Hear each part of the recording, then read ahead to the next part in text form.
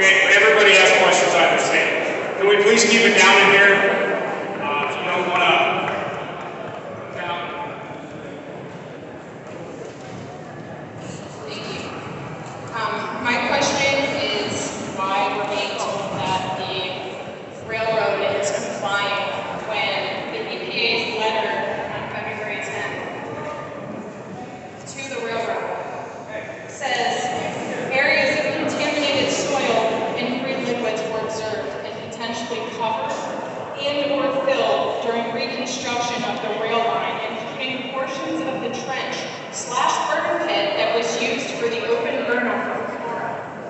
To which then the railroad responds that they will excavate shallow soil where feasible, but less than 30 hours after this burn-off, the train's up and running. How do they dig out hundreds of feet of contaminated soil? Our wells are only 39 feet deep. So that's for the EPA. You're telling us that they're complying, but your letter to them says that they're burying it. They didn't do what they were supposed to do, right? I'm Jim Augustine, US EPA. That general notice letter that the US EPA sent to Norfolk Southern is a legal document to put them on notice that we are watching them. They're going to be held financially responsible for the total cleanup of the contamination, both to the soil, to the water, and it'll also be addressed in the air. So, to address some of the soil contamination that may be under the new rail ballast. Yeah. All right, everybody came here for answers. We changed how we're doing things to try to give people answers. Can everybody please be quiet? If you want to talk amongst yourself, please go outside. I'm not telling anybody to leave. But if we want answers, everybody's got to be quiet so we can get some answers, okay? Okay, the question, ma'am, that you just asked about the letter from the EPA to the railroad, that is a part of a formal process anytime something like this happens, to let the carrier, who is Norfolk Southern, know that they have potential liability under the law. There is a law that the EPA administers it's called CERCLA. That's the abbreviation, but it stands for the Comprehensive Environmental Response Compensation and Liability Act.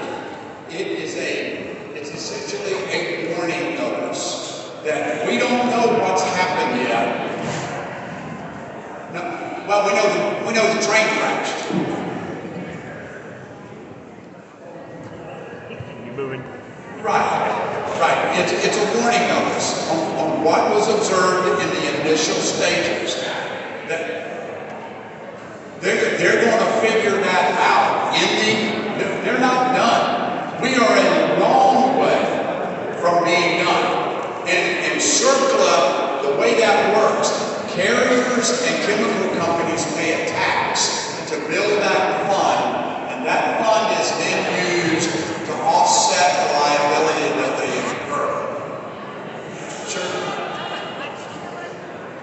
So the reason I'm so concerned about the timing of them getting this taken care of is because the public health statement here says that liquid vinyl chloride evaporates easily. Vinyl chloride in water or soil evaporates rapidly if it is near the surface. It's not going to be near the surface when it's over 1 million pounds in our ground, covered down and shaken down by a train going over it. They got to get to that. It is. Yes, it does take time.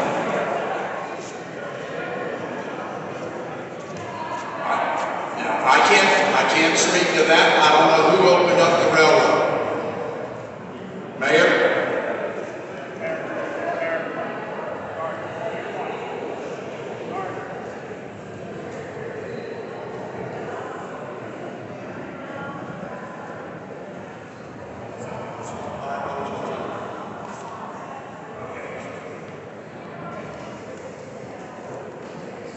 We've all been talking about the health issues. I'm going to take a different path here. We bought our home as an investment for our future. As we age, we can sell the home, be able to take care of ourselves.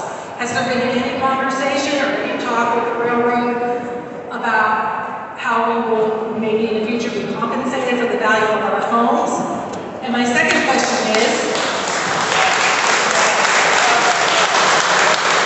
there anybody other than people who are paid by the railroad doing this chemical testing? Because I don't trust no one.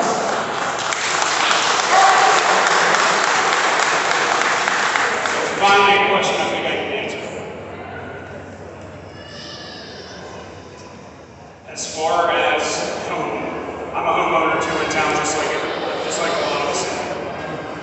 I'm concerned too about my own money. I think it's a little too early in the game to be talking about this, but yes, there will be a discussion. There's a lot of people leaving, talking. I want to let you know this isn't the only one of these town halls we're going to have. Next time we're going to do it the right way in the auditorium. This is sort of a cluster. I know that. I apologize. I just want to clarify this won't be the only one. Right now, this was just to get some information out. There'll be definitely more meetings, and we're going to use every bit of power we have to have Norfolk Southern at one of these. Yes, it's a little too early to talk about home values. It's definitely in the back of everybody's mind. It's in the back of my mind. Alan Shaw, the CEO of the told me that he would make this right. So we're going to hold him to that. Okay? What was the second part?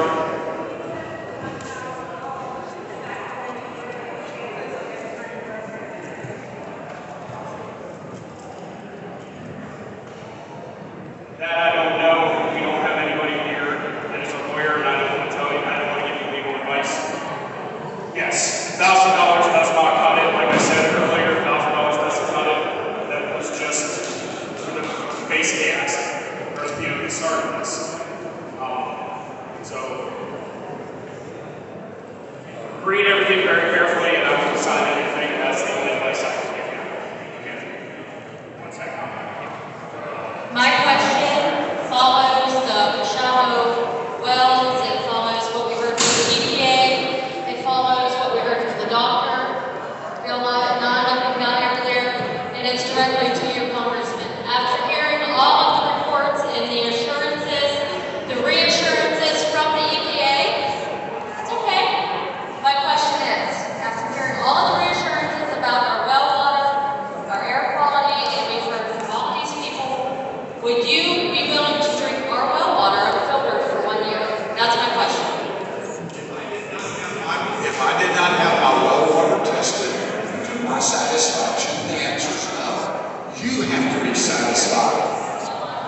You have to be satisfied. They don't have to be satisfied.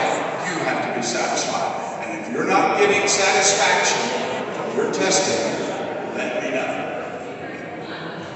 Not if I haven't tested it. Not if I haven't tested it. Not if I haven't tested it. 1 second. So I'm 3 miles from here in Darlington, and I think my No question absolute was answer. towards the EPA. I just Is wanted there a yes or a no. map that shows, Here, is it take just my a car, 4 mile and I'll do nothing diameter? for This young lady will sign you up for nothing. Is it a Yeah. 5 mile diameter? Go get some at what agricultural point- stuff. I'm leaving. How many miles This was a out do we total- need to stop worrying about getting I the didn't water Yeah. and tested? I Is have there a 6 map that years. shows Like, the this is definitive where- area? This is where you don't have to test. No, I'm not putting my information down. It goes nowhere. Yeah, it goes nowhere. At all. I can guarantee you. Pick it up, throw it away. So the question is as far as water, air, or what are you talking about? All the above, water, air, is there a certain mile you don't have to test?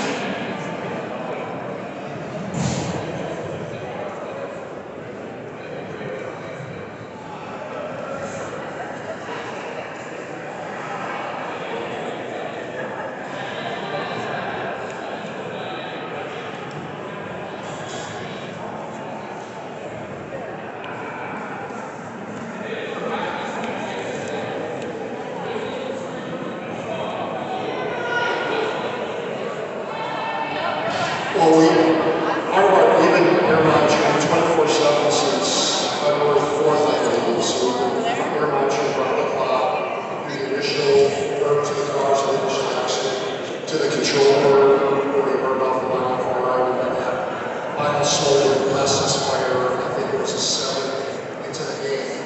And we've been monitoring within that 1 mile radius and a little bit outside. We have a map over here where we can see where we found some of the air monitoring. And all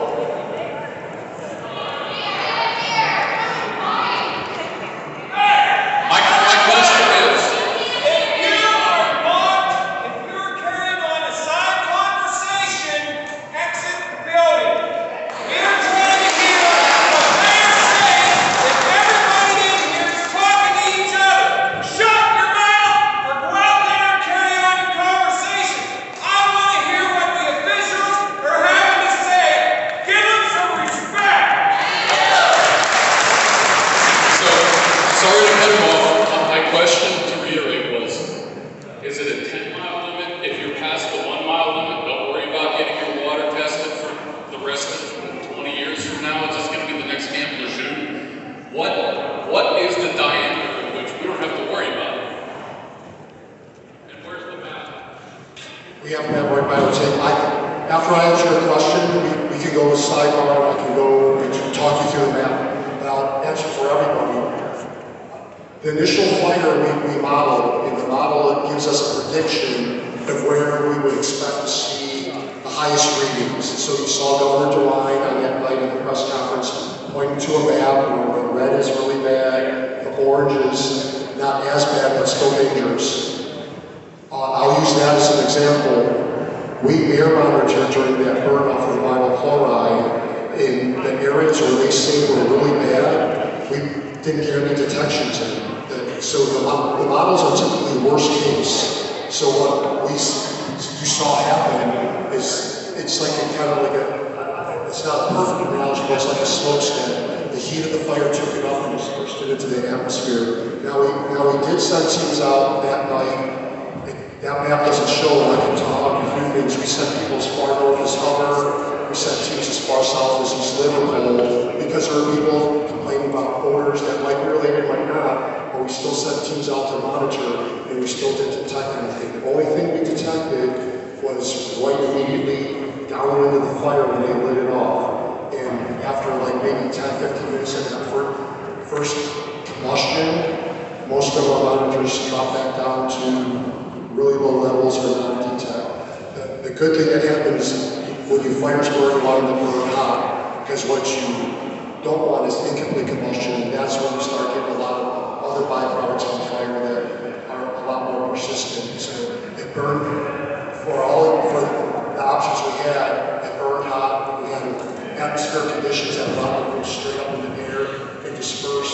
And we did monitor not just that 1 mile, not just the 2 mile. As phone calls came in, we did send teams out, and we just never really saw anything related to the fire.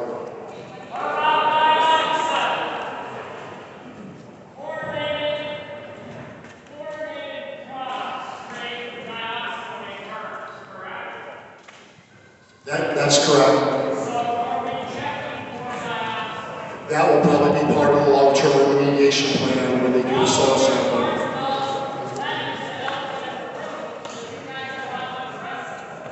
Because Ohio EPA is taking the lead on it as they get resampled. I want to speak to that on the long-term remediation. Like, there'll be soil sampling and testing. That's just standard protocol for any incident like this. It'll be for a wide range of parameters. Like, the analyte list for some of these methods, I'm going to get a little technical here, what I'm not supposed to do, but you can look these up. They're 8260, method 8270, and the list of those chemicals that will be analyzed for are pages long. So there'll be not only what was on the rail car, a lot of other things as part of those analysis techniques. Yeah, absolutely, and water, and groundwater.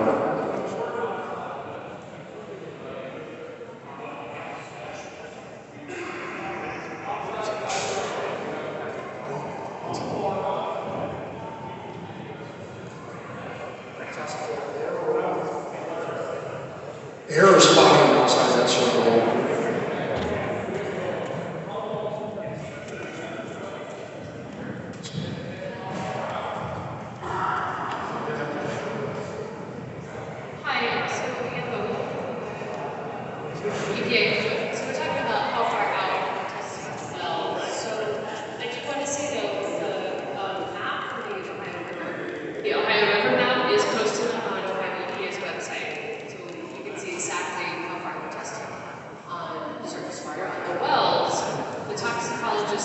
mile from Yeah, I'll talk a little bit to that. So the distance as far as the private well sampling, we started at a half mile, and then we start to move into a broader area that we refer to as the orange area, and then we move down the creeks. And so we tried to do it and prioritize. Realize the labs can't handle all the volume, so our first priority was the city water system, in which we've addressed that. Now we've moved inside the half mile, we've also gone into the orange area, and now we're moving down the creek. It just depends on many things. Some are when the resident's available, when they call in, if they're totally voluntary. You don't have to have your well sample if you don't want. We recommend it, and we'll do it. And we're doing that sample, so there's two samples that are happening at the exact same time. One is happening by Norfolk Southern's contractor, and then a sample is being handled by the local health department. This is in Ohio. Pennsylvania, I'm not sure if they have a local component that's taking a sample on their behalf, but in Columbiana County, we're splitting those samples, so we both collect at the same time. My staff are there with the Norfolk Southern contractor. We collect those samples, we send them to our lab, they send theirs to their lab, and then at the end we come back together.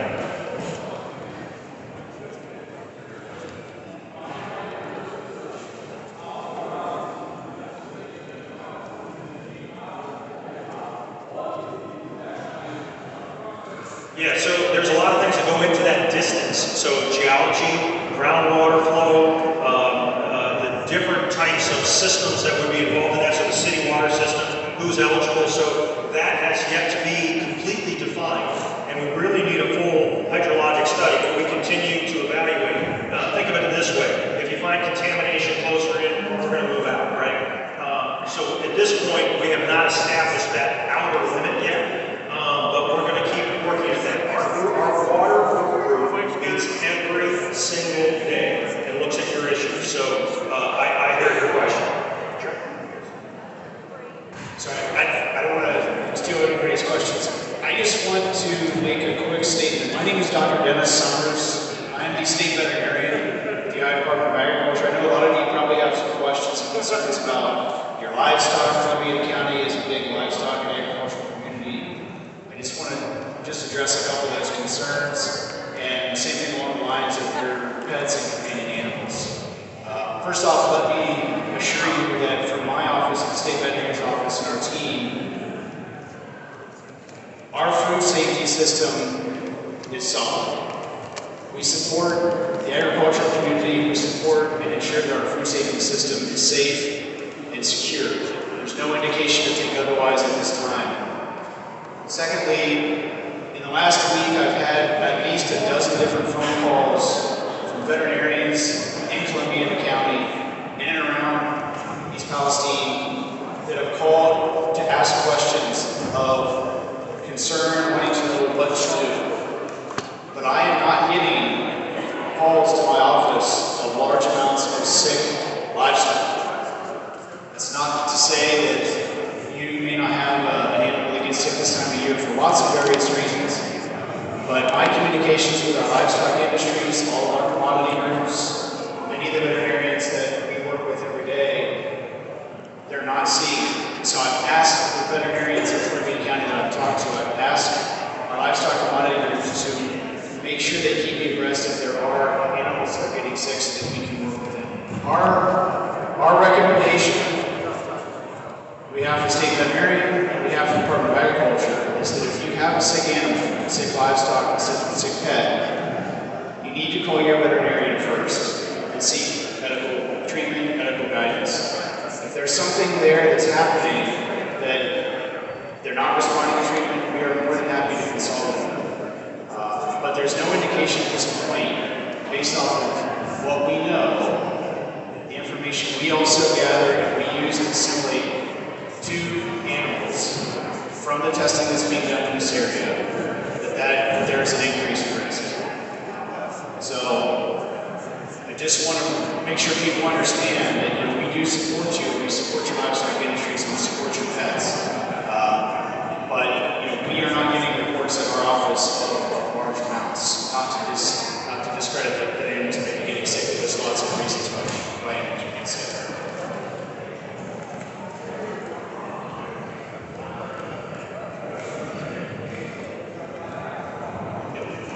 So the question is, what about your crops, right?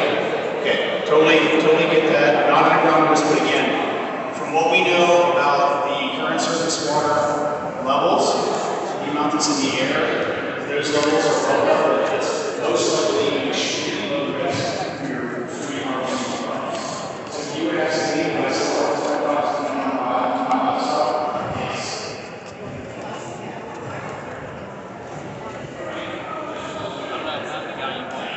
Okay, thank you very much.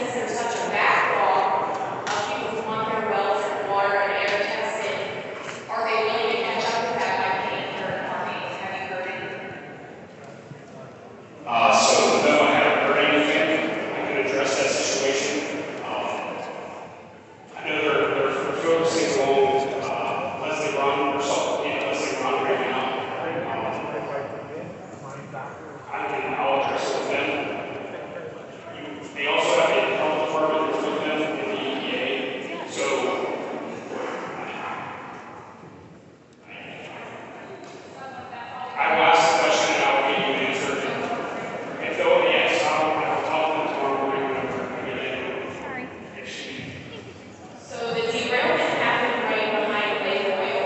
Has anybody looked into if any of their gas tanks under the ground have been compromised, or if there's any tanks left on the ground that are leaking gas or diesel or fuel that nobody's really looked at? Because nobody, as far as I've heard, nobody's been on the ground there. People are worried about the gas leaking there that is compromised. Yeah, sure. One second. We're going to take 2 more questions, and then we'll take 3 more. You and you take 3 more questions, and then we're going to close out this evening. A lot of people have left. See how it was in here. So I'm going to answer 3 more questions that we're going to have tonight. And I apologize, I missed something, but it's part of the waste storage areas, both within solid waste that are being generated during the cleanup. We've addressed that issue with folks that raised the safety concerns. They have hired additional security, and their own personnel, with lighting and all that, to make sure that any mobile storage tanks that they move through, that are locked and secure, are monitored 24 hours. The storage piles that are now building in the 4,000 cubic yards of solid waste and dirt, rock, and all that dug out, like I said, the areas are largely a football field.